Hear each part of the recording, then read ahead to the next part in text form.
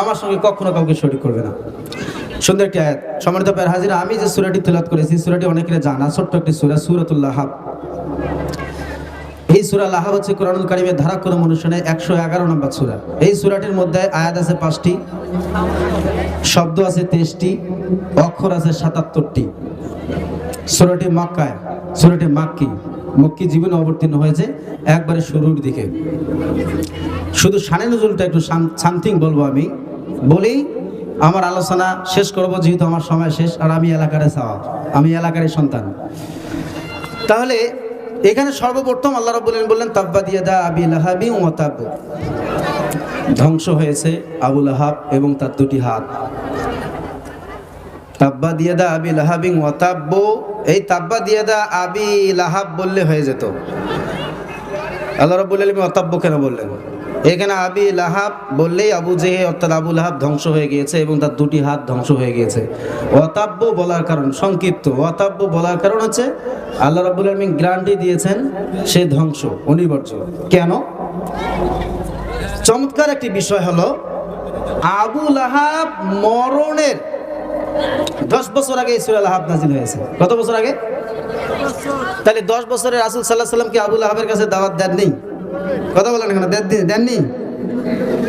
তাহলে আবু লাহাব যদি ইসলাম গ্রহণ করতো তাহলে কোরআন মিথ্যা হয়ে যেত, এই সূরাটা মিথ্যা হয়ে যেত, আবার নতুন করে সূরা নাজিল করা লাগতো। তাহলে 10 বছর আগেই আবু লাহাবের মৃত্যু, 10 বছর আগে এই সূরা নাজিল হলো। তার মানে হলো গ্যারান্টি দিয়েছেন আবু লাহাব ধ্বংস হয়েছে। আবু লাহাব শুধু ধ্বংস হয়নি, মা আগনা আনহু মালুহু ওয়া মা কাসাব, যা কিছু করেছেন হাতের কামাই বলেন, মা আগনা আনহু মালুহু, মাল শব্দের ব্যাখ্যা হলো অনেক। এক নম্বরে মাল মানে স্ত্রী, মাল মানে সম্পদ। অনেকগুলো ব্যাখ্যার মধ্যে থেকে যা কিছু উপার্জন করেছে তা কিছু তার কোনো কাজে আসেনি। সায়াসলা, ইয়াসলা, অতি শীঘ্রই প্রবেশ করবেন, একবারে মরতে দেরি, প্রবেশ করতে দেরি নেই। ইয়াসলা আল্লাহ রাব্বুল আলামিন ব্যবহার করলেন কেন? সেটা হলো যে জিন্দা মানুষকে কখনো জাহান্নামে দেওয়া যায় না, মৃত্যু মানুষকে জাহান্নামে দিতে হয়। তাহলে এই জন্য আল্লাহ রাব্বুল আলামিন বলেন সায়াসলা নারান যাতা লাহাব, অতি শীঘ্রই লেলিহান আগুনেই আবু লাহাব প্রবেশ করবে। শুধু আবু লাহাব নয়, ইমরাআতু তার স্ত্রী, ইন্ধন বহনকারী, কাঠ বহনকারী,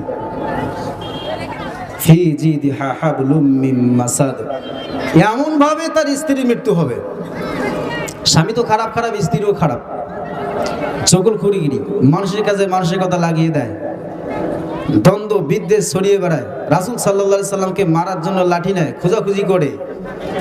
এর এমন মৃত্যু হবে যে খেজুরের পাকানো রশি দিয়ে তিনি কাঠ বহন করতে গিয়ে নিজেই ফাঁস লাগিয়ে নিজে মারা যাবে, নিজে মৃত্যুবরণ করবেন। তাই সূরাটির শানে নাজিল হলো কি? প্রথম দিকে নাজিল এই সূরাটির শানে নাজিল হলো আল্লাহর হাবিব সাল্লাল্লাহু আলাইহি সাল্লামের কাছে একটা আয়াত যখন নাজিল হলো, ওয়া আনযির আশীরাতাকাল আকরাবিন, আল্লাহ রাব্বুল আলামিন আয়াত নাজিল করলেন সূরাতুশ শুআরার 119 নম্বর আয়াত নাজিল যখন করলেন, ওয়া আনযির আশীরাতাকাল আকরাবিন, ইয়া মুহাম্মদ সাল্লাল্লাহু আলাইহি ওয়াসাল্লাম, আপনার নিকটতম আত্মীয়-স্বজন যারা আছে তাদেরকে আপনি দাওয়াত দেন। নবীজি সাল্লাল্লাহু আলাইহি সাল্লাম এই আয়াত পেয়ে সাফা পাহাড়ে উঠে ডাক দিলেন, ইয়া সাবাহা, সকালবেলার বিপদ, হায় সকালবেলার বিপদ। মানুষেরা পাগলের মতো ছুটে চলে আসলেন, যারা আসতে পারেনি তারা দূত পাঠিয়ে দিয়েছেন, প্রতিনিধিকে পাঠিয়ে দিয়েছেন, যাও মোহাম্মদ কি বলে একটু শুনে আসো। অনেক মানুষ চলে আসলেন, আসার সঙ্গে সঙ্গে আল্লাহর হাবিব সাল্লাল্লাহু আলাইহি সাল্লাম দেখলেন অনেক মানুষের সমাগম। ওইখানে আবু লাহাব উপস্থিত, আবু জেহেল উপস্থিত, বড় বড় মক্কার কাফিরগুলো উপস্থিত হয়ে গেল। আল্লাহর হাবিব সাল্লাল্লাহু আলাইহি সাল্লাম বললেন, হায় হাশেম বংশ, অমুক বংশ, তমুক বংশের লোকেরা, শুনে রাখো, আমি যদি তোমাদেরকে বলি এই পাহাড়ের অপর দেশে এক সৈন্য বাহিনী আছে, তোমাদেরকে যে কোনো মুহূর্তে হামলা করতে পারবে, যে কোনো মুহূর্তে হামলা করে, তোমরা কি বিশ্বাস করবে? সমস্ত মানুষরা বলল, কেন বিশ্বাস করব না, তার কারণ তুমি হলো আল আমিন আস-সাদিক। সুবহানাল্লাহ বলেন। তার কারণ হলো তোমার জন্মের পর থেকে আজ পর্যন্ত তোমাকে কোনোদিন মিথ্যা কথা বলতে শুনিনি।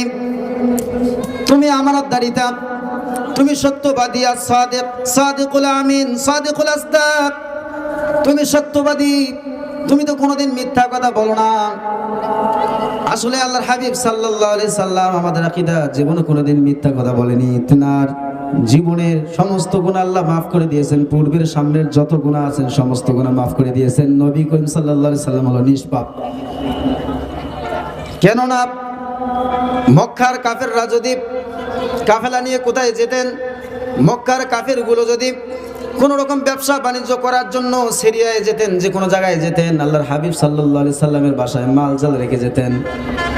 নবী করিম সাল্লাল্লাহু আলাইহি সাল্লাম যদি বলেন, কেন তোমরা আমার কাছে মালজাল রেখে যাও, তোমার নেতা আবু জেহেলের কাছে কেন রাখো না? আল্লাহর নবীকে ওই সমস্ত কাফেরগুলো ডাক দিয়ে বলে, ওগো নবী, আবু জেহেলের কাছে যদি রেখে যাই তাহলে আমাদের মালের নিরাপত্তা হবে না, আমাদের মালের নিরাপত্তা থাকবে না, এই জন্য আপনার কাছে রেখে যাই। তা না, আমরা জানি যে আপনি সত্যবাদী, আপনি সাদিক, আপনি আমানতদারিতা। নবীজি সাল্লাল্লাহু আলাইহি সাল্লাম বললেন, তাহলে ঠিক আছে, তোমরা যদি আমাকে বিশ্বাস করে থাকো তাহলে পড়ো কুলু লা ইলাহা ইল্লাল্লাহু মুহাম্মাদুর রাসূলুল্লাহ সাল্লাল্লাহু, তোমরা পড়ো লা ইলাহা ইল্লাল্লাহ মুহাম্মাদুর রাসূলুল্লাহ। এই কথা যখনই নবীজি বলেছেন, সঙ্গে সঙ্গে সমস্ত মানুষ না বুঝলো, সমস্ত কাফেরগুলো না বুঝলো, বুঝে নিলেন আবুল আহাব যে ভাতিজা কি বলতে চায়। তার মানে হলো আমরা আল্লাহকে মেনে নেব, ভাতিজাকে নেতা হিসেবে মেনে নেব। তাহলে ভাতিজাকে যদি আমরা নেতা হিসেবে স্বীকার করি, স্বীকৃতি দিয়ে দেই, তাহলে ভাতিজা হবে নেতা, আমরা হব কর্মী, আমরা হব সাহাবী। এমন তো অবস্থায় না, না, মেনে নেওয়া যাবে না। সঙ্গে সঙ্গে ওই আবুল আহাব একখানা পাথর তুললেন, হাতের মধ্যে নিয়ে নিলেন।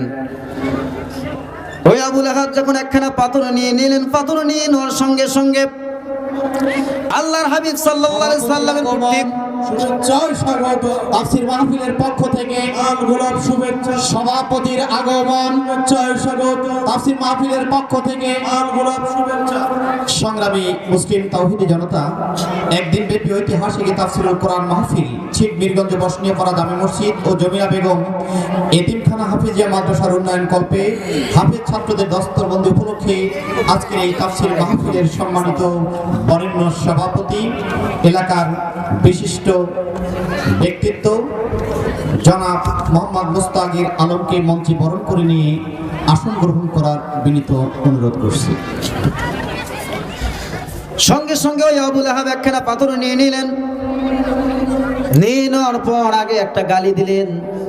যারা ইসলামের দুশ্মনী করেছেন তারা শুধু মানুষদেরকে বাড়ি দেয়নি, লাঠি দিয়ে মারেনি, আগে গালি দিয়েছেন। শুধু নবীকে গালি দেননি, পূর্বে মুসা আলাইহিস সালাম বলেন, ঈসা আলাইহিস সালাম বলেন, যত নবী এসেছিল প্রত্যেকটা নবীকে কাফেরগুলো গালি দিয়েছেন, তারপর মারপিট করা শুরু করে দিয়েছেন। সেই কথা আল্লাহ রাব্বুল আলামিন কোরআনুল কারীমের মধ্যে বলে দিয়েছেন, ওয়া ফাআলতা ফাআলাতাকাল্লাতী ফাআলতা ওয়া আনতা মিনাল কাফিরিন। সূরাতুশ শুআরা 19 নম্বর পারা 6 নম্বর পৃষ্ঠার 12 নম্বর লাইনের 19 নম্বর আয়াত। আল্লাহ রাব্বুল আলামিন বলে দিলেন, ওয়া ফাআলতা ফাআলাতাকাল্লাতী ফাআলতা ওয়া আনতা মিনাল কাফিরিন। ফিরাউন, ওই ফিরাউন মুসা আলাইহিস সালাতু ওয়াস সালামকে বলে, ও মুসা, তুমি তো যাই করা তাই করে যাচ্ছ,